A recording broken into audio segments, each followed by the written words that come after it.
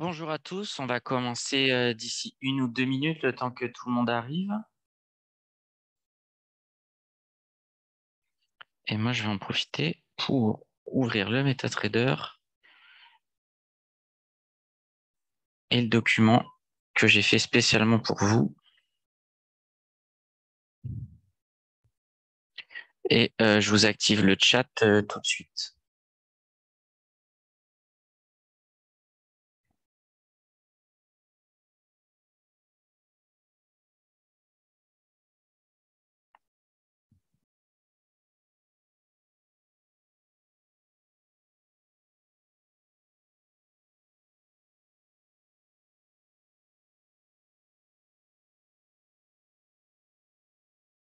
Vous êtes déjà à 8, c'est top. D'ailleurs, petite précision, parce qu'à chaque fois, on ne le met pas dans le webinaire, mais à chaque fois, on va faire un peu de théorie et après, on finit toujours par du trading. Dans chaque webinaire, il y aura toujours du trading. Donc, si vous voyez pas trading ou scalping, parce que j'ai vu, c'est ce qui vous a le plus que vous avez le plus apprécié, eh bien, dites-vous, il y en a à chaque fois. De tout ce que j'ai préparé, soit à peu près 8 séances, on n'a aucune où ça va durer 1 heure et on peut se dire, bah, il y aura pas de trading. Non.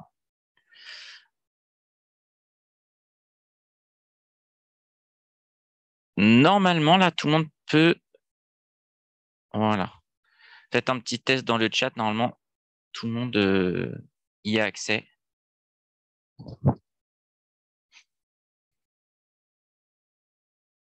Ok, super. On attend 2-3 minutes. Alors aujourd'hui, je pourrais pas étendre comme j'ai fait la semaine dernière, parce que comme je vous l'avais dit, ce n'est pas encore, mais en fait mon anniversaire ce soir. Et du coup, dès que j'ai terminé avec vous, il faut que je cours à l'autre bout de la ville. Mais vous inquiétez pas, on va faire un truc top. On va faire un truc aujourd'hui un petit peu compliqué. Donc, il ne faut pas avoir peur. Vous allez voir des maths et tout ça. Je vais tout vous expliquer avec des mots. En gros, parce que ça fait maintenant plus de 10 ans que j'enseigne, donc je peux avoir la prétention de vous dire que j'ai réussi à synthétiser des concepts très complexes avec des phrases toutes simples que vous pouvez toutes et tous comprendre. Donc, si à un moment vous avez un petit peu peur, n'ayez pas peur. On va voir ça ensemble et ça va très très bien se passer. Et si vous avez des questions, comme d'habitude, vous savez, moi j'aime quand c'est interactif et du coup qu'on avance ensemble. N'ayez pas peur de poser des questions. Je suis vraiment là pour vous. Moi, les concepts, je les connais. Donc, le but, c'est vraiment de pouvoir faire un petit peu d'applicatif pour vous et d'aller plus loin et surtout d'utiliser ce que les professionnels font et auquel vous n'avez pas forcément accès. En gros, j'essaye de vous faire vivre un petit peu à travers ces séances la vie d'un stagiaire dans un très bon hedge fund ou un service de banque très compétitif. Il y a bien sûr des stagiaires qui font des trucs pas top. Bon, bah là, il est 3. On va commencer. Je vais vous partager l'écran.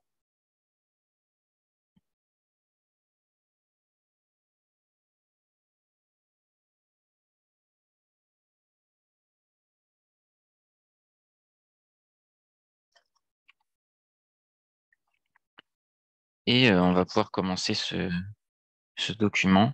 D'ailleurs, dites-moi dans le chat si vous allez bien. Et aussi, si vous avez passé une bonne semaine de trading, il ne faut pas hésiter à profiter des webinaires pour, comment dire, pour me poser des questions de choses que vous avez plus ou moins bien vécues durant la semaine. Et du coup, vous notez sur un petit papier et, et comme ça, vous me posez des questions de choses que vous avez eu un petit peu de mal dans la semaine et on voit ça ensemble après. Ça, faut vraiment pas hésiter. Au contraire, ça me fait plaisir de pouvoir vous aider.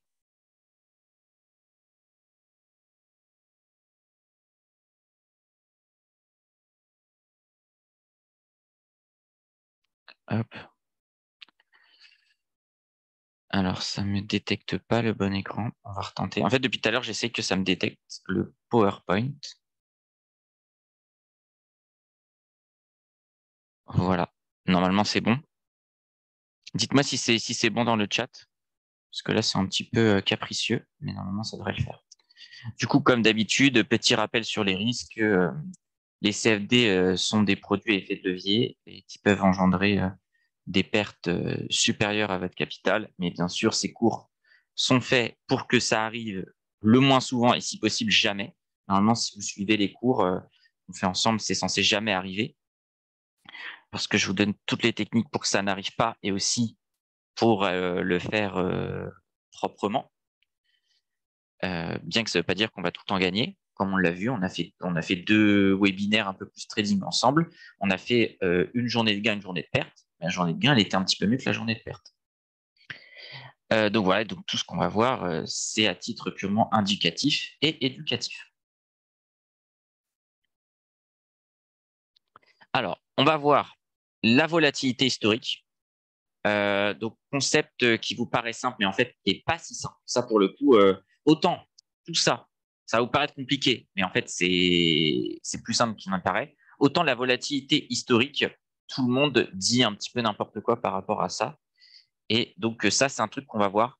Il est possible que, on va dire, dans des soirées mondaines, dans des salons, si vous parlez sur des forums et tout ça, que le cours que je vous donne sur la volatilité historique, on vous dise que ce que je vous dis est faux. C'est juste qu'il y a tellement peu de gens qui savent vraiment comment ça fonctionne que ils seront pas capables de vous dire ça. Et on va dire dans l'imaginaire collectif, on va le voir après, la différence entre volatilité historique et implicite, il y a très peu de gens qui la connaissent.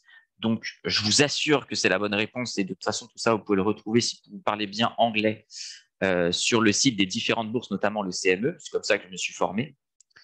Et, du coup, n'ayez pas peur qu'on vous dise que c'est faux. C'est juste que personne ne comprend. Alors, j'en profite, je vais allumer la lumière parce que il fait un petit peu sombre tout à coup. Ça va être plus agréable pour vous aussi. Donc voilà, volatilité historique, volatilité implicite, 2 concepts importants qui ne sont pas maîtrisés par tout le monde, mais qui pourtant ne sont pas si compliqués. On va voir comment lire le VIX, comment le trader, les cas particuliers des bulles et des cracks et les risques spécifiques au CFD sur volatilité. Et après, on aura une partie de questions et s'il n'y a pas trop de questions, enfin, s'il y a plein de questions, c'est super, on fera du trading. Alors, volatilité historique, j'ai beaucoup écrit, c'est normal, c'est pour être sûr que ce soit bien imprimé. N'hésitez pas à prendre des screenshots ou des photos parce que c'est assez important. Donc, la volatilité historique est un écart type qui mesure l'amplitude des mouvements sur un produit financier. Elle a pour but de montrer si ce produit est plus ou moins stable. Il existe plusieurs façons de calculer la volatilité. Ce sont des modèles de prévision et donc en aucun cas des certitudes. Voici donc la volatilité historique classique. Donc, vous voyez, je vous mets le calcul pour montrer que ça ne sort pas de mon chapeau, mais pour faire du trading, vous n'avez pas du tout besoin de maîtriser ça. Ce que vous avez besoin de savoir, c'est de maîtriser la phrase qui est en dessous. On va le décrire quand même. C'est donc racine carrée de la somme de tous les cours. En fait, si je vous le dire, c'est le plus simple, c'est que je vous le dise ce que j'ai mis en dessous parce que ça va être beaucoup mieux. Donc, ça représente la comparaison entre la moyenne des cours N au cours de clôture, important, sur une période donnée. Donc, en fait, ça va être la période, le petit N ici, ça représente la période. Le tout à la racine carrée, ce que vous voyez ici. On a donc, ça, c'est le petit symbole de somme qu'on a vu la dernière fois lors du dernier cours. Et faire la racine carrée de cette moyenne de somme, ça nous donne la variance. Et la variance en finance, c'est la volatilité. Et là, on parle bien de la volatilité historique. Et tout le monde parle de la volatilité historique, même sur BFM. Très peu de gens maîtrisent vraiment bien le concept de volatilité, comme je vous l'ai dit. Et ça, en fait, cette volatilité historique, on s'en fout. En trading, ça ne sert absolument à rien. Donc, pour terminer, pour faire simple, c'est le cours de moyen comparé au cours de clôture. Donc, vous avez vu un petit peu comment c'est construit. On décrit un petit peu ce que c'est. On voit le calcul. Une phrase qui représente un petit peu ce calcul de manière un petit peu plus complexe. Et si jamais ça, on ne l'a pas compris, eh ben, en une phrase, je pense que tout le monde est capable de le comprendre. Le cours de moyen comparé au cours de clôture, ça, tout le monde est capable de le comprendre. Et c'est comme ça, en fait, que tous les concepts qu'on va aller voir, donc je suis sûr qu'au moins, la dernière phrase, tout le monde va bien la capter. Donc, pour résumer, volatilité historique, c'est une sorte de moyenne des cours. On pourrait dire que c'est presque pas loin de la moyenne mobile. C'est un peu la même idée. Et donc, tout le monde croit que la volatilité, c'est ça, alors que pas du tout. En trading, on s'en fout. Et dire qu'un marché est très volatile, en tout cas chez les professionnels, ça ne veut pas dire que c'est un marché qui bouge dans tous les sens. Parce qu'un marché qui bouge dans tous les sens, c'est un marché qui a un fort écart type ou qui a une forte volatilité historique. Mais en gros, en tant qu'outil de trading, on va le voir ensemble, ça ne sert à rien. Volatilité locale. Donc ça, je vous le mets en petit bonus pour la culture. Donc, elle est utilisée par les banques car elle est plus dynamique que la volatilité globale qu'on va voir avant la volatilité historique. Les valeurs utilisées par les investisseurs dans le choix de la période sont comprises entre 23 et 37. 23 et 37. Je vous laisse. Ah bon, je le dis juste après. Je me spoil le truc. J'allais dire essayer de deviner dans le chat à quoi ça correspond, mais je l'ai écrit. Et du coup, pourquoi entre 23 et 37 jours? Parce qu'en fait, 27 jours, c'est la durée moyenne d'un contrat futur lors de son mois d'échéance. Et donc, en fait, dans le mois où il va être traité. Et donc, c'est pour ça qu'on utilise une volatilité 23-37 jours. Et après, suivant les hedge funds et les banques, il y en a qui vont utiliser plus proche de 23, d'autres plus proche de 37. Et donc, en fait, pour faire simple, on va comparer différentes moyennes de cours sur plusieurs plages de période. Et le but, c'est d'avoir une volatilité plus dynamique. À quoi ça sert? C'est que, je reviens sur la slide d'avant, sur cette volatilité qu'on a juste avant, on s'endort un petit peu. Parce que du coup, il y a tellement de journées, et ça vous le savez en trading, où il ne se passe rien. Et donc, du coup, ça va être surreprésenté. Et les volatilités, les journées où il y a de la volatilité, il n'y en a pas beaucoup en général. Donc, du coup, elles vont être très peu représentées dans les écarts types. Du coup, pour se mettre une petite alerte et ne pas oublier que la volatilité est un concept très important, on va surpondérer la volatilité. C'est comme si on surpondait un petit peu le risque, tout simplement pour ne pas l'oublier et que tous les programmes un petit peu algorithmiques ne travaillent pas en oubliant cette volatilité dans un énorme jeu de données. C'est à ça que ça sert. Comme j'ai dit là, c'est pour repérer plus facilement les hausses soudaines de volatilité. Et donc les mini-cracks, les périodes de stress, tout ça. Est-ce que c'est bien compris pour tout le monde? Parce que ça, c'est un concept assez important. Et donc, du coup, comme je vous le disais, chaque banque, après, a un petit peu différents pricing, si je puis dire, par rapport à ça. Bon, ça a l'air d'aller, vu qu'il n'y a pas de questions, donc c'est super. En tout cas, si vous arrivez à comprendre ça, vous êtes très fort, parce que c'est des concepts assez compliqués, mais quand on les maîtrise derrière, bien sûr, c'est pour déterminer des stratégies d'investissement. Je ne vous donne pas ça pour rigoler, quoi. Donc, bien se souvenir que la volatilité locale, bien sûr, ça va être très compliqué pour vous d'utiliser. En revanche, ce qu'il faut en déduire, c'est que les banques et les gros hedge funds, ils vont utiliser ça pour surpondérer les journées volatiles. Donc, il faut toujours bien penser que c'est pas parce que le marché fait rien depuis 3 jours qu'il va pas se mettre à exploser. Il faut toujours en fait avoir cette idée que sur les marchés, tout peut se passer. C'est un petit peu ça l'idée. OK? Et là, on va en venir à notre concept clé, la volatilité implicite. Et ça, c'est la volatilité qu'on utilise en trading et que les traders pro utilisent. Et je vais vous aider à l'utiliser. Enfin, je vais vous aider à comprendre comment utiliser à la maison simplement. Vraiment, c'est facile. Il faut savoir maîtriser un petit peu d'Excel ou une calculatrice et on est capable de le faire. Donc, comme je disais, la volatilité implicite, elle est assez utilisée par les banques car elle est plus dynamique que la volatilité globale. Les valeurs les plus utilisées par les investisseurs, j'ai une petite erreur. Voilà. La volatilité implicite, j'ai mis un slide en trop, excusez-moi, parce que je l'ai tout refait pour IronFX. Donc, comme on l'a vu, le risque zéro, il est théoriquement impossible. On l'a vu récemment, enfin ces 10 dernières années, qu'il y a même des États qui pouvaient faire faillite, même des États solides, car quand avant que la Grèce ne fasse faillite, personne n'en parlait. Donc on peut dire que c'est un événement inattendu, même si maintenant on a la réponse, c'était plus difficile à l'époque. Et là, on parle un peu peut-être de risque de défaut, peut-être de l'Espagne, de l'Italie, voire même de la France. Et du coup, les taux dits sans risque, c'est les taux en fait qu'on utilise dans les calculs financiers. Maintenant, ça représente le taux de la BCE, donc Banque Centrale Européenne, et de la Fed pour la Federal Reserve, c'est la Banque Centrale des États-Unis. Mais c'est pas impossible qu'un jour ça fasse défaut. C'est vraiment pas impossible. Et du coup, il faut se dire que la volatilité est toujours supérieure à zéro. Ça n'existe pas, volatilité égale zéro. Il y a des métriques, on l'a vu, les taux égale zéro. C'est bien arrivé, alors que pourtant, il y a 30 ans, ça paraissait impossible. Et bien, volatilité égale zéro, c'est impossible, puisque ça veut dire risque égale zéro. Ce qu'il faut comprendre, c'est que volatilité, c'est égal risque. En gros, c'est comme si c'était la probabilité qu'un produit tombe à zéro, parce qu'un produit peut tomber à zéro. Et du coup, sa volatilité devient extrême. Je vous le dis juste après, donc le VIX, le futur sur volatilité le plus connu, représente le risque déterminé par tous les investisseurs sur le SP500. Et il y en a d'autres, hein. Par exemple, pour la France, c'est le VCAC pour le CAC 40. Voilà, c'est pas tradable, mais c'est calculé. Et donc, on va voir comment exploiter en fait ce VIX. Parce qu'il y a des méthodes que vous pouvez reproduire à la maison pour l'exploiter et qui sont vraiment intéressantes. Alors, pour lire le VIX, il existe une méthode. Et cette méthode, c'est il suffit de multiplier le SP500 par rapport au VIX en fonction d'une période choisie. Voilà, vous avez le petit calcul, c'est quand même beaucoup moins compliqué que ce qu'on a vu tout à l'heure. On fait prix du SP500 fois le VIX en pourcentage sur, donc N, c'est la période qu'on va choisir, sur 252 et 252.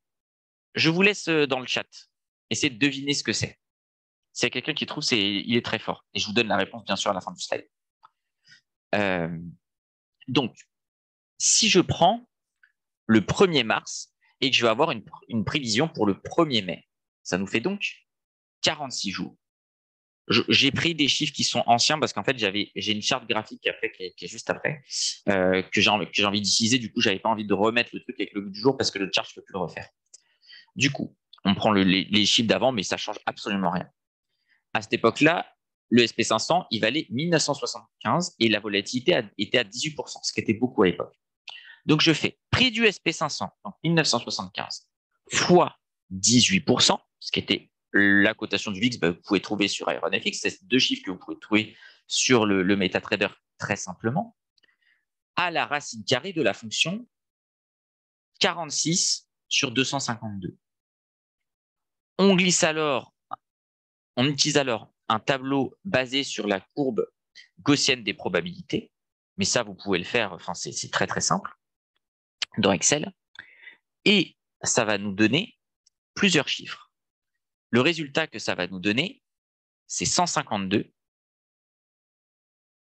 On va le voir après, du coup, Marie, comment trouver ça sur la plateforme. Ça va nous donner une probabilité que le SP500 gagne ou perde 152 points, 304 points, 456 et 608 points sur la période donnée. Donc, si on prend dans les 46 jours suivants, le SP500, il va avoir 34,1% de chance de gagner ou perdre 152 points. Et après, donc ça c'est Gauss qui nous donne les chiffres. Ça on ne les calcule pas, on les utilise. On multiplie par 2. Il a donc 13,6% de chance de gagner 304 points ou de perdre 304 points. Et après, vous avez capté, on rajoute 152 à chaque fois et on utilise ce que la courbe de Gauss nous donne, donc 2,1% et 0,1%. En quoi c'est hyper important? On l'a vu lors des précédents cours que la volatilité est extrêmement utilisée par les professionnels et va donner une sorte de métrique pour les probabilités d'investissement futur. Dès lors, quand vous entendez quelqu'un qui vous propose un scénario, ou vous-même, vous voulez proposer un scénario, vous pouvez mettre, j'ai mis SP500, mais vous pouvez mettre n'importe quel produit. On va prendre le SP500 de maintenant. Je me dis, tiens, qu'est-ce que peut donner le SP500 d'ici un mois, on va dire 30 jours? Je prends donc le prix du SP500, je prends le VIX, on va voir après comment le récupérer sur IronFX, mais c'est extrêmement simple. Je mets donc 30 sur 252 et ça va me donner la probabilité que le marché bouge de tant de points, dans un sens ou dans l'autre. Du coup, ce qu'on peut se dire, c'est, imaginons, reprenons donc le cas quand j'ai fait ce document, si je vous dis, le marché peut gagner 608 points de hausse. C'est énorme quand le truc vaut 2000. Et bien avec ça, vous pouvez dire, est-ce que le scénario de Benjamin, il est crédible? Eh bien, il a 0,1% de chance de se produire. Ce n'est pas impossible, mais il est hautement improbable. Et ça vous permet en fait de mettre des probabilités sur vos scénarios. Et en mettant des probabilités sur le scénario, eh ben on peut en déterminer un stop loss plus ou moins élevé et un TP plus ou moins élevé. Par exemple, si ce scénario il a 0,1% de chance de se produire, bah, je vais peut-être mettre un petit stop loss parce que je vais le tester plusieurs fois, il ne va pas marcher très souvent. En revanche, quand il va marcher, je vais mettre un take profit super loin, du coup à 608 points, parce que là, je vais gagner le jackpot. Et voyez, c'est exactement comme ça qu'on travaille dans les hedges et dans les banques. Et ça, c'est quelque chose qu'on vous enseigne nulle part. Et c'est un des outils que je vous recommande d'utiliser. Est-ce qu'il y a des questions jusque-là ou pas? Et du coup, en attendant que vous posiez les questions, 252, c'est tout simplement le nombre de jours de trading dans une année. On enlève les week-ends, on enlève les jours fériés, ça nous donne 252 en moyenne, en France. Enfin, je dis en France, pardon, aux États-Unis. Mais c'est presque pareil. Il y aura un petit peu plus de jours fériés en France.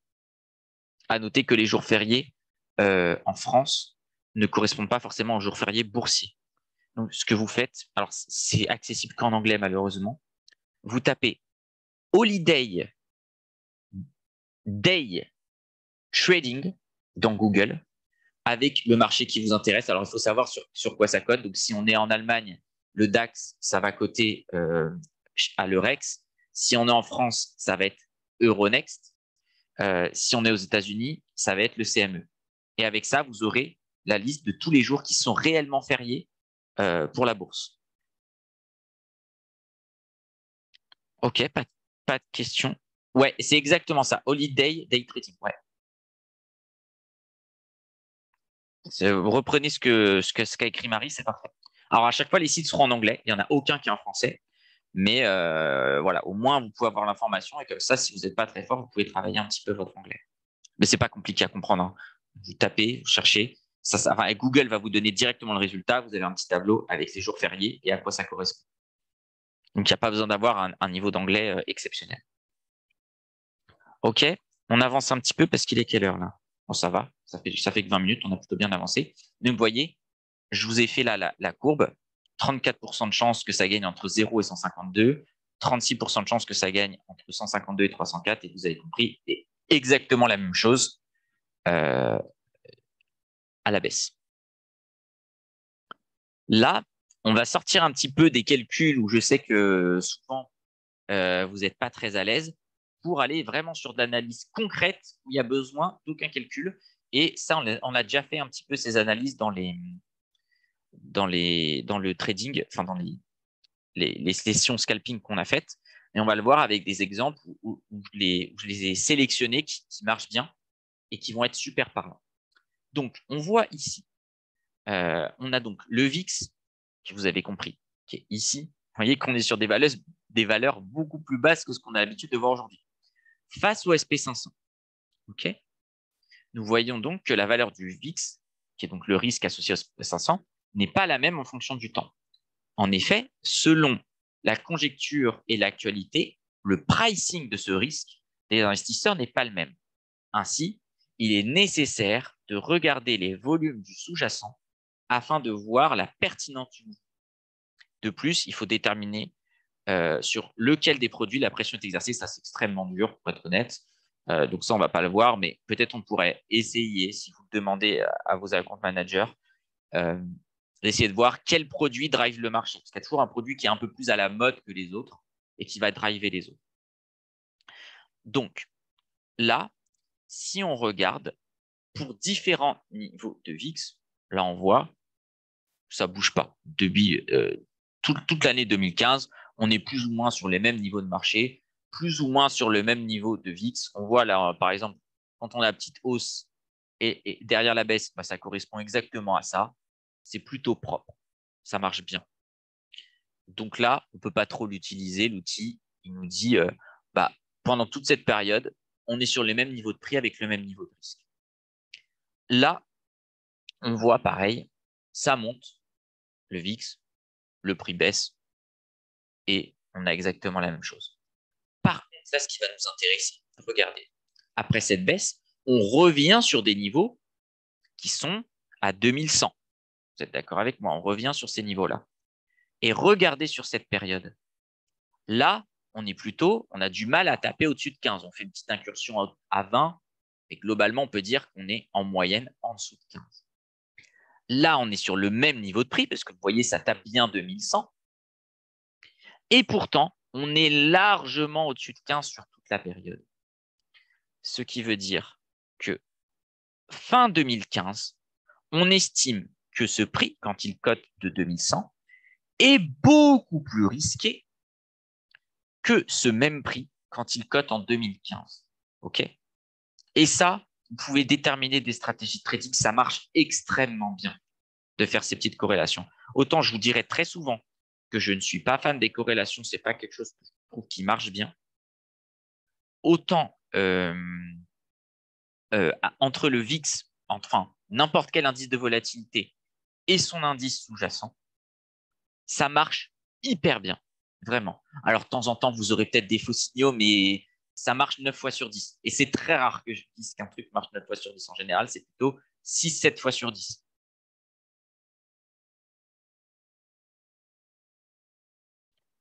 Donc là, on va refaire une deuxième étude de cas. Donc, comme on vient de le voir, la conjecture et l'actualité influent sur la valorisation du risque donné par les investisseurs. Sinon, prenons le cas du crack de juillet 2011 qui précède le crack de cette même année. Vous vous souvenez, 2011-2012, très mauvaise année de trading. On remonte très fort en 2009-2008 après le crash, en 2009-2010, pardon, après le crash de 2008. Et là, après, c'est la baisse, et la baisse qui ira plus loin, 2011, qui ira plus loin que la baisse de 2008.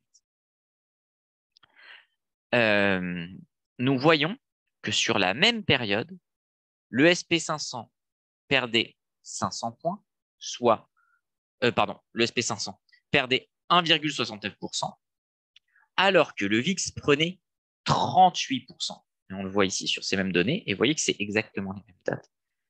Quand vous voyez ce genre de différence, avec une hausse de volume, puisqu'on voit, si on regarde notre moyenne de volume, elle va être à peu près là, on voit que sur les derniers mouvements, donc là où le VIX explose le plus, on a une grosse hausse de volume. Eh bien, ça veut dire qu'il commence à y avoir une déconnexion entre le risque et le prix des indices. C'est-à-dire que c'est beaucoup plus risqué de payer fin juillet que début juin pour le même niveau de prix. C'est extrêmement important. J'espère que vous comprenez bien. Et donc là, c'est typiquement le genre de moment où on peut prendre des positions de trading qui ont beaucoup plus de chances de fonctionner. Parce que très généralement, quand il se passe ça, le marché, il part à la caisse. Il va descendre très fortement. Et ça, c'est quelque chose que vous pouvez refaire facilement à la maison. On se regarde tous les jours son petit VIX, même pas besoin. Au début, vous pouvez le faire tous les jours, mais vous pouvez regarder une fois par semaine. Ce genre d'indicateur, ça ne trompe pas. Est-ce qu'il y a des questions jusque-là ou on est bon?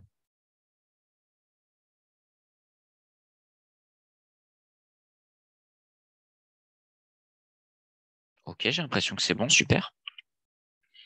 On va voir maintenant les risques spécifiques au CFD sur volatilité. Donc, les CFD sur volatilité sont eux-mêmes très volatiles. En moyenne, le VIX a un écart type de 3% par jour. Ce n'est pas du tout le cas sur les autres indices, c'est plutôt autour des 1%. C'est difficile de déterminer, comme je disais, la pression. Est-ce que c'est le SP500 qui drive le VIX ou est-ce que c'est le VIX qui drive le SP500? Ça, c'est difficile à maîtriser. Et le paradoxe de la bulle, je vous disais, où parfois on va avoir le marché qui s'emballe, en gros un marché qui monte avec la volatilité qui monte en même temps. Et ça, il Il ne faut pas avoir peur de se dire que non, ce n'est pas par hasard, c'est vraiment une appréciation du risque des investisseurs qui est beaucoup plus importante. Est-ce qu'il y a des questions? J'en profite pour vous préciser que le prochain webinaire sera donc le 27 octobre à 18h comme d'habitude, et ce sera sur analyser les graphiques. Parce que apparemment, il y en a beaucoup qui ont du mal. C'est vrai que je le fais un petit peu rapidement parce qu'on n'a pas toujours le temps et je sais que vous avez envie de voir du trading. Donc, on fera un live qui sera du coup 100% trading scalping, mais on va passer beaucoup plus de temps sur l'analyse graphique que sur la prise de position. Et je vous ai mis là, si vous avez envie de scanner avec votre téléphone, avec votre appareil photo, mon petit LinkedIn où je vous publie plein de cours comme ça gratuitement, 2 fois par semaine, parfois une fois quand j'ai beaucoup de travail, mais au moins une fois par semaine. Et c'est gratuit, profitez-en. Comme d'habitude, n'hésitez pas à me mettre des likes et des commentaires, ça me fera extrêmement plaisir.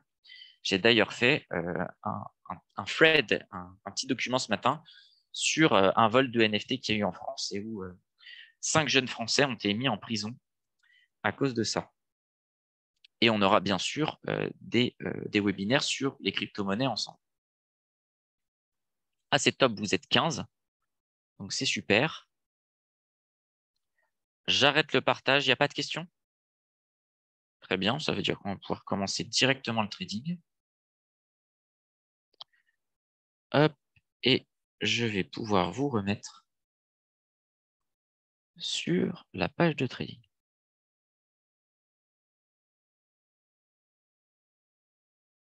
Qu'est-ce qui s'est passé? Ah, j'ai déconné. Parce que c'est sûr qu'on avait fini en large positif la dernière fois. J'ai dû laisser un trade tourner. C'est ma faute. Enfin, en gros, un TP ou je sais pas quoi. Bon. Ah non, on avait fini la séance en positif, mais on était toujours en négatif parce que la première séance, on avait plus perdu. Ok. C'est bon, je me souviens. On est en perte, mais c'est pas grave. Là, on va essayer d'être pas mal. Alors, je ne sais pas si vous vous souvenez, on avait tracé ensemble les niveaux. On va regarder s'ils sont toujours d'actualité. Et franchement, je vous invite à screen. Les niveaux que je vous propose, ils marchent bien, hein. Et ça fait maintenant, on est à la 4e séance. Donc, ça fait un mois. Donc, ça fait 30 bougies que j'ai tracé ces niveaux. Sans déconner, mes niveaux, ils fonctionnent bien, hein. Alors, il y a un peu de chance, hein. Ce ne sera pas comme ça à chaque fois. Mais là, si vous faites du trading, en gros, acheter ces zones-là, vendre ces zones-là, ça marche super bien. Encore une fois, hein, prenez ça avec des pincettes. Avec le petit pivot là, pareil, qui fait la zone de résistance, puis là, la zone de support, et là, la zone de support, qui fait résistance ici. Franchement, ça marche super bien. Encore une fois, c'est pas parce que ça marche bien que ça marchera bien dans le futur, vous savez. Mais je peux, comment dire, me vanter ou avoir une certaine assurance. Quand je vous trace des niveaux, ils vont marcher 6-7 fois sur 10. Le tout, c'est que les fois où ils ne marchent pas, bah, comme on l'a vu, on prend nos stop-loss et c'est pas grave. Du coup, bah, on va pouvoir faire du trading. Alors, du coup, le SP500, parce que je me souviens que Marie m'avait demandé, on peut faire nouveau graphique. Ça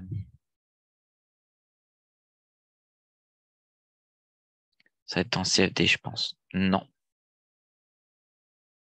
Dans Spot Indice. On récupère donc US 500 cash, donc qui est le SP500. Pour rappel, ce produit-là, on n'aime pas le trader sur IronFX parce que c'est trop cher. En revanche, on peut faire des analyses sur le SP500 pour trader le Dow Jones. Ils vont aller globalement dans la même direction. Et je trouve que le Dow Jones, c'est beaucoup plus simple à trader que le SP500. Mais on peut l'utiliser pour faire de l'analyse. Et puis là, vous avez le VIX. Ces deux produits sont disponibles sur IronFX, donc n'hésitez pas à les utiliser. Par contre, je pense que ils sont mieux utilisés en tant qu'indicateur qu'en tant que produit à traiter.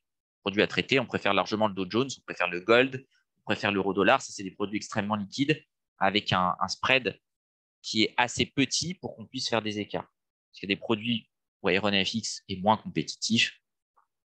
Du coup, bah, nous, il nous intéresse moins. Moi, je suis là pas pour vanter euh, tout AeronFX. Je vais vous dire bah, ce qui est bien et ce qui est moins bien. Vraiment, j'ai envie de dire, mon client, c'est vous avant tout. Et donc, jamais je vous conseillerais un produit qui est pourri. Et donc, trader le SP500 dans l'état actuel sur RNFX, c'est pas intéressant. Par contre, trader le Dow Jones sur RNFX, ça, c'est super intéressant. De même pour le gold et l'euro-dollar. Il faut savoir mettre les chances de notre côté. Donc, pas d'intérêt à retracer les niveaux. On voit qu'ils fonctionnent super bien. On va regarder en 15 minutes un petit peu ce que ça donne. Pourquoi il ne veut pas là? Je ne vais pas le faire à la main. Voilà. Là, on a un petit peu envie d'acheter. C'est peut-être encore un peu cher. On essaiera de travailler des zones. Là, c'est bas quand même. Ça a beaucoup bougé. Ça a beaucoup bougé. On va essayer de voir en une minute. Là, c'est ça. Il y a trop d'écart types. Donc, on va avoir du mal. Hop, on va se prendre des bougies plus fines. Il est capricieux aujourd'hui, l'ordinateur. Voilà, là, ça va être beaucoup plus simple de déterminer des trucs. On voit que là, on a un petit niveau. D'ailleurs, il a bien rebondi. Parce que je regardais surtout sur les niveaux qui sont un petit peu plus à gauche. Et là ça marche bien. Si vous voyez, si on retourne dans cette zone-là, je me dis, on peut être un peu agressif. Franchement, 500, je paye. 500 ici, je paye. Et nos ventes, on peut commencer à vendre à partir de 565. Et entre deux, pour l'instant, on ne va pas jouer. C'est pas terrible. Du coup, si vous avez des questions, profitez-en. Parce que là, tant qu'on on n'est pas dans nos ranges, on ne va pas trader en plein milieu. On l'a vu la dernière fois. À chaque fois que je vous ai dit, soyons patients, on finit par avoir nos prix. Et à chaque fois qu'on n'est pas patient, on finit par perdre. Donc, la patience, c'est un peu le maître mot. Je sais que c'est extrêmement difficile. Autant j'ai beaucoup de qualités, je pense, autant un de mes défauts, c'est l'impatience. Et en trading, je pense que c'est l'un des pires défauts. L'on dit même en trading que le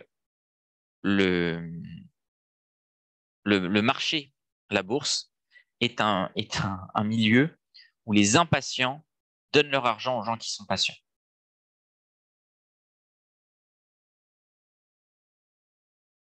Donc là, on va tout simplement attendre. Puis aussi, c'est bien de vous montrer que on n'est pas là pour être des cow-boys et qu'il faut savoir garder de la patience. N'hésitez pas, on pouvait faire autre chose en fait qui n'est pas prenant. Alors franchement, regarder une petite vidéo qu'on peut couper n'importe quand ou lire un bouquin. Plein de traders qui font ça et c'est pas gênant en disant que ça va pas beaucoup vous déconcentrer quoi.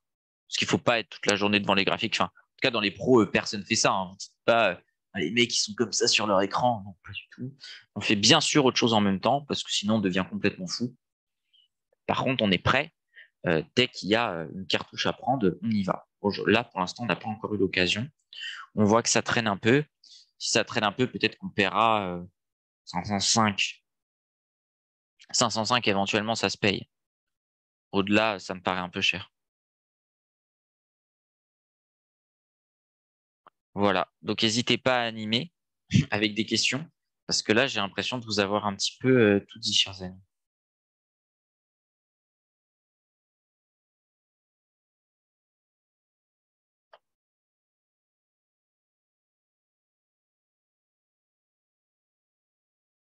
Allez, on prépare le coup. Alors, pour ceux qui n'ont pas fait les autres lives avec moi, on fonctionne en 3 cartouches. C'est-à-dire qu'on va rentrer une première position, un petit peu plus agressif que les autres. On va sortir, on va essayer de faire 10-15 points. Allez, ça, on prend direct. 2, on y va. Ensuite, on a une deuxième cartouche qui vient moyenner un petit peu tout ça. Et on a la troisième cartouche qui est la cartouche de sortie. La cartouche de sortie, elle nous permet de sortir à 0 ou de prendre un gros stop loss, mais jamais on gagne de l'argent avec la cartouche de sortie. Ou alors, on peut avoir un peu de chance, ça arrive.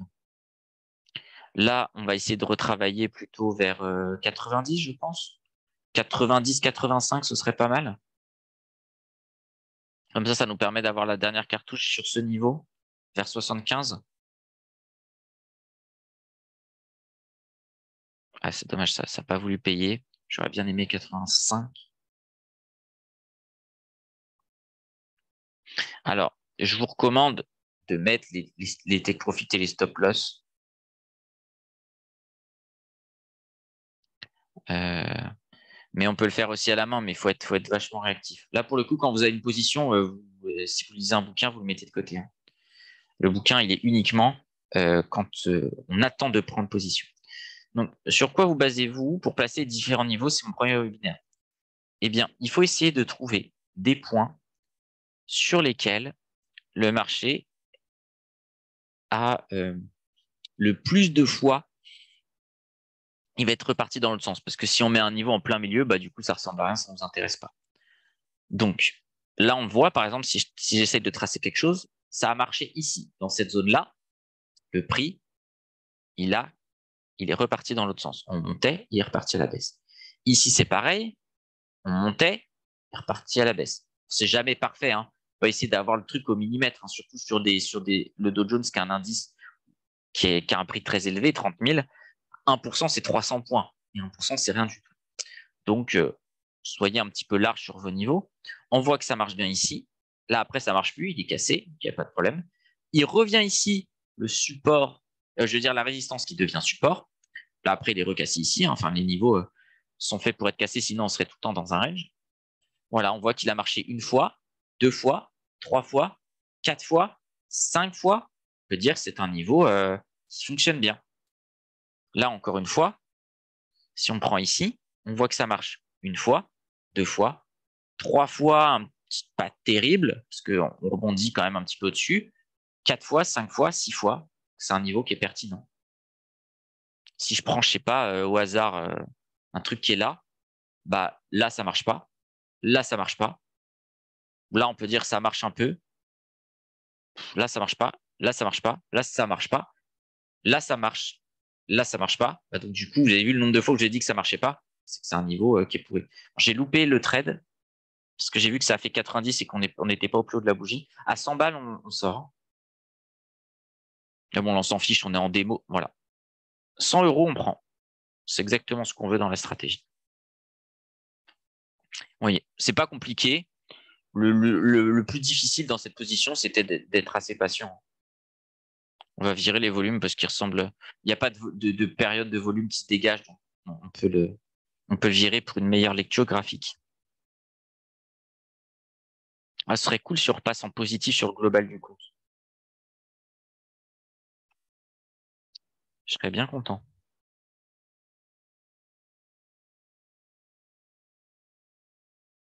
Comme d'habitude, je vérifie sur Twitter s'il n'y a pas euh,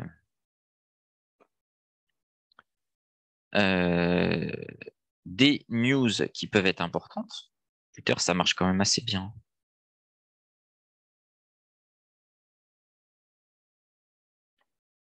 Et puis là, on attend. Hein. On sait qu'on revendra plutôt vers du. Je sais même pas si je vends 40. 65, je l'avais identifié comme niveau. Ouais, 40, ça marche. Regardez, ça marche une fois, ça marche pas. Ça marche deux fois. Là, on peut dire que ça marche un peu parce que ça, dans cette zone, ça retape ici. Une fois, deux fois. On va compter trois fois parce que ça marche, oui, au lieu de faire 4 et 5. Enfin, 3 et 4. Trois fois, quatre fois, cinq fois, six fois. Après, là, ça pète.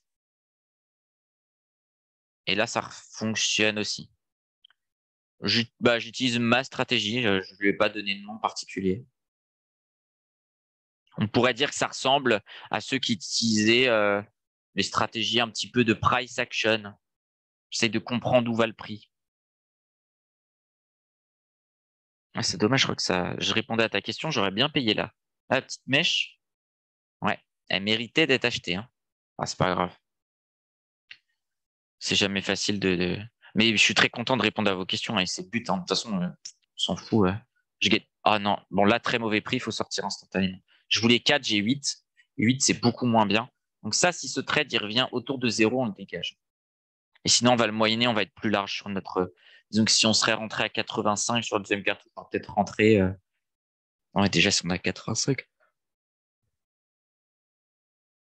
Pardon, je parle beaucoup, c'est les muscles qui essayent de se détendre un peu. Euh,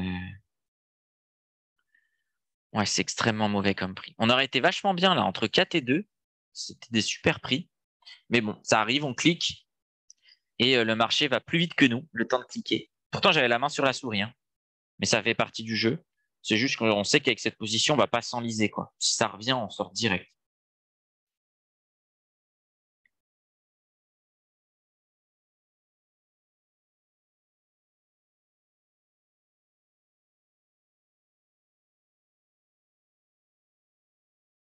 Là, on est patient. On attend tout tranquillement. Ouais, je pense 85. Au-dessus, c'est trop cher. On va se mettre, on va se mettre dans les problèmes. Alors, qu'est-ce que tu appelles confirmation? Moi, c'est tout simple ce que je fais, hein. Je tape les niveaux et j'essaye de comprendre. Hmm, c'est dommage. Ah, 80, ça aurait été encore mieux. Moi, je sais que j'ai cliqué à 82, hein. 82, ça me va. Mais 80, c'est encore mieux. Donc là, avec ça, on va se faire tout de suite la petite moyenne pour savoir à combien on sort. Donc 508 plus 482 divisé par 2, ça nous fait 495. Donc si on voit ici 405, on sort.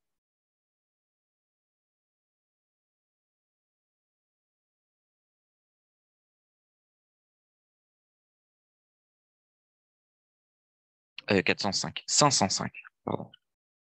Ah ça par contre, c'est très ennuyant. Ah ok, là je peux pas, il faut que je paye. Ah dommage. Non, en fait, ça n'a pas fait plus bas. C'est parce que c'est le prix d'achat est forcément plus élevé que le prix de vente. Et ça, c'est un graphique du prix de vente. Je veux 65. 65, je prends direct.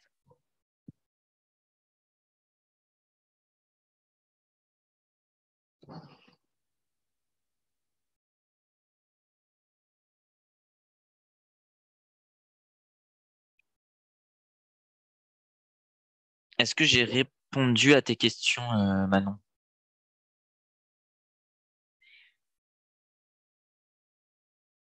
Vraiment, profitez-en parce que c'est sûr qu'à 19h, je quitte le stream.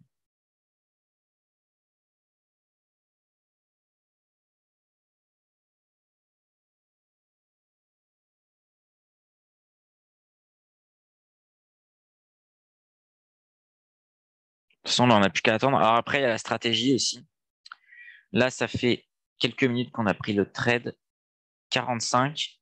À partir de 50, on sortira cette position à zéro. C'est-à-dire, si elle revient vers zéro, on la sort. Parce qu'on part du principe qu'on n'est plus dans la bonne tendance. Et donc,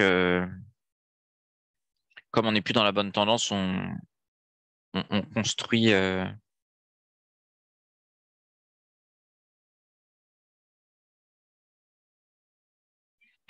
on construit le trade différemment. Ah, 62, on prend, hein. Rat de dommage. 61. OK. Donc là, on passe en mode stratégie de sortie. C'est-à-dire que ce trade-là, au mieux, il sort à zéro. Et au pire, on se prend un stop loss. Et stop loss, il est là, hein. Si on voit du, du 440, on saute.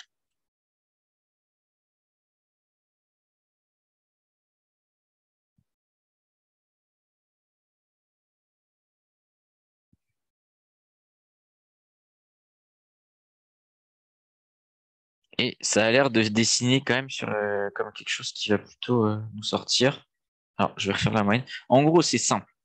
Tu prends les niveaux, tu les tapes, OK, avec maximum 3 cartouches. Sur ces cartouches, il faut déterminer un stop loss maximum. Donc, tu vois, je pense que si on perd 1500, 1750 pour un compte à 300 000, ce que je trade en général, hein, j'ai pris un compte à 300 parce que c'est ce que je trade. Du coup, j'aurai mes bonnes métriques pour pouvoir réagir facilement. On va sortir.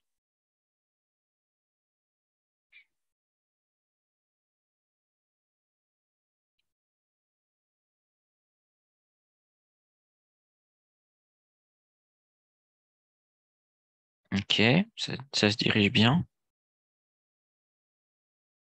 Là, pour vous donner une idée, on est à 30 $ le point.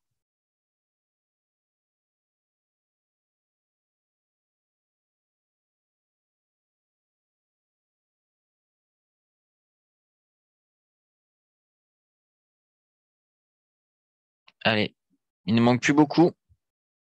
Et là, il faut pas être gourmand. On est sur une stratégie de sortie. Même si le marché, je sais pas, il peut exploser, ça repart à la hausse ou je sais pas quoi. Voilà. On a gagné 40 balles, et ben on est super content. On a gagné plus que ce qu'on devait. Mais c'est du bonus. Et tout ce bonus, ça nous servira pour les fois où on n'a pas de chance.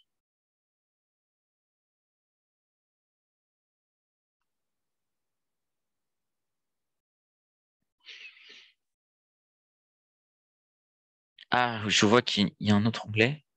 C'est quoi le rôle du stop loss?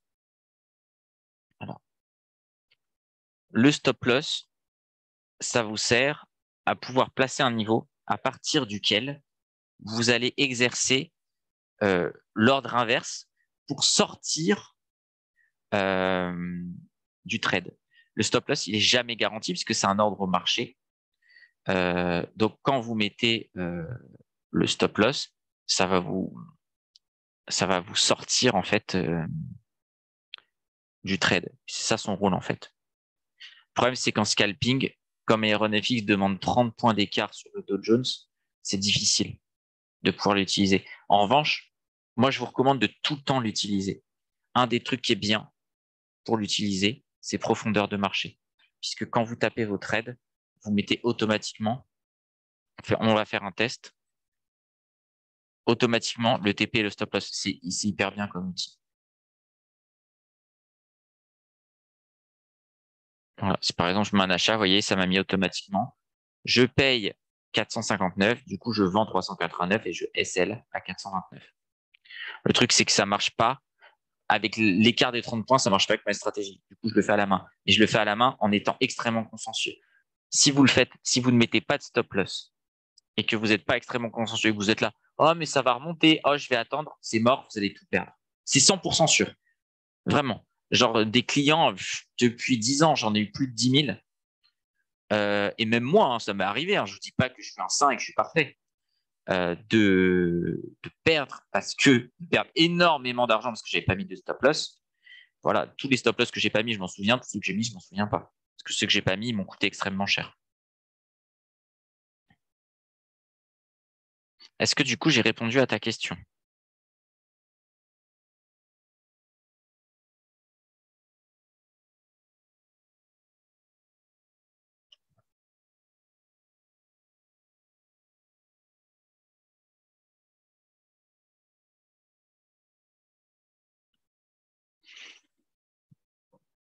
Bah écoutez, s'il n'y a plus de questions, on va s'arrêter là parce que je doute qu'on ait d'autres opportunités de marché. Parce que là, si on vend, c'est autour de 565. Si on paye, ça va être autour de 465. Et ça va, comme on a fait plein de rabs la semaine dernière, d'un point de vue timing, on est bon.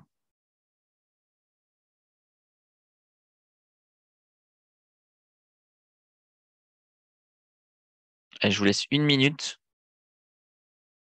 Ah, peut-être là, si le marché baisse un peu. Si on a 65, on paye instantanément. Mais là, c'est trop cher. La dynamique, elle est pas bonne pour qu'on paye des prix comme ça. Ça, puis si je vois que ça stagne trop, tant pis. On fera mieux la prochaine fois. De toute façon, j'ai prévu. Attendez, je vais vous dire. Je regarde dans mon document. Il me semble que c'est le 31. Parce qu'il y a une semaine où, en fait, je suis à NFT London puisque je vais être conférencier là-bas. Du coup, je peux pas faire le vendredi, c'est impossible. 64, on paye. Du coup, ce sera un lundi et ce sera beaucoup plus tôt. Ce sera de 16h, lundi 31, de 16h à 17h. Du coup, là, je pourrais vous faire un live scalping beaucoup plus intéressant puisqu'on sera dans des horaires de marché beaucoup plus intéressants. Moi, je vous recommande de trader en gros entre 14h et 16h30 et le matin entre 9h et 10h30. Quoi. Moi, je trouve qu'il y a beaucoup plus de chances de gagner en scalping dans ces horaires-là. Heure française, bien sûr. Merci pour la précision, Marie. Parce qu'étant basé à Paris, c'est vrai que j'ai été un petit peu égoïste pensant que tout le monde utilisait les heures françaises.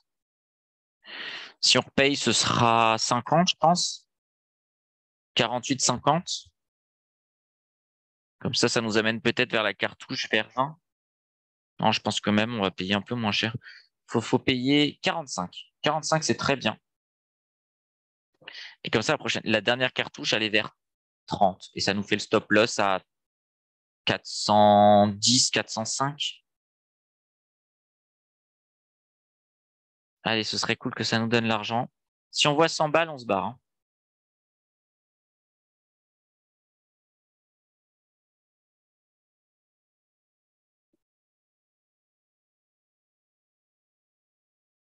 Alors, une autre question.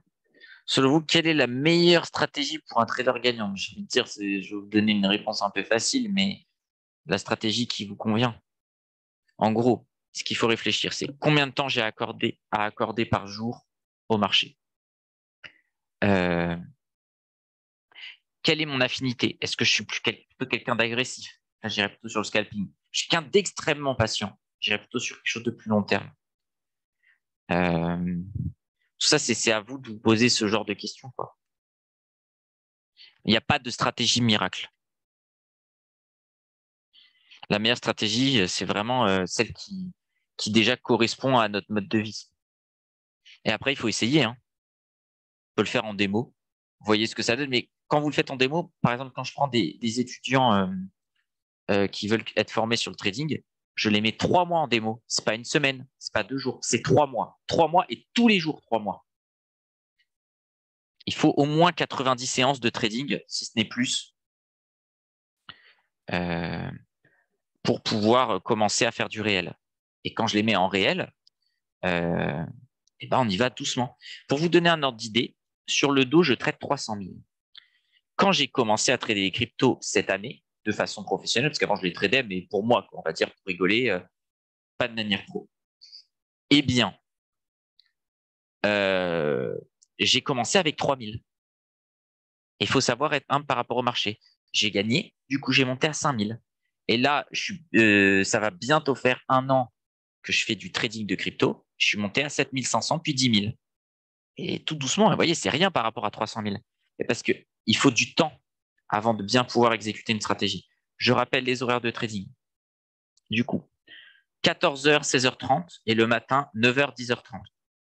C'est flexible, bien sûr, mais c'est ce qui marche le mieux 90% du temps.